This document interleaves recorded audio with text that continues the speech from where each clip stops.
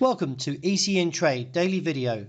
Before we begin, it should be noted that any advice is of a general nature only and that your personal circumstances have not been taken into consideration. Hello everyone, my name is Rob Clayton and thank you for joining me.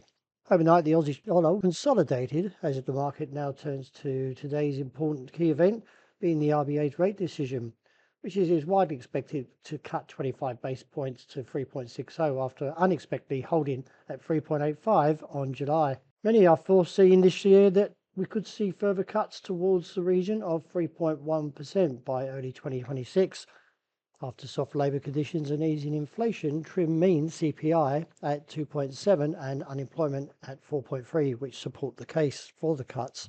As we look at the technicals though, we can see the market is still somewhat hesitant as it moves towards the topside resistance around 65.35. But overall, from the broader picture, I still feel there is room for a further test up. But just keep an eye on these technicals as they are dropping from a weekly bias and therefore could see a little bit of softness into today as the 25 base point cut may reveal a slight bias towards the downside and see a move to 64.75, but the base seen around 65.35. The euro was also a little bit weaker overnight, pulling back from the highs near the 117 area, and furthermore looking for support now towards the region of 115.75.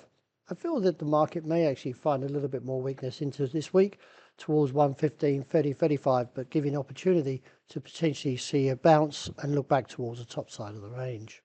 Dollar yen edging higher and breaks above the level of 148, but still capped by the resistance of 148.15.20. Furthermore, from this heavy candle could find good supply in this region and therefore see the market turn around and still keeping to the broad call of 145.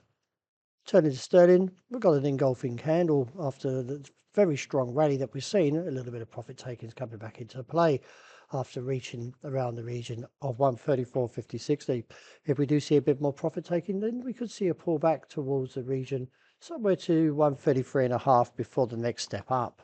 And finishing off with commodities, a very heavy candle came into play overnight and now close to a Marubozu, and now puts the eyes back towards the downside since that rejection of 3,400 looks towards the region, possibly to 3,320 and reassess.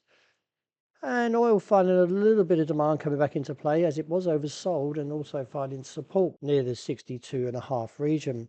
In light of how the pattern looks, I feel there may be a little bit more upside towards 65 and reassess from there.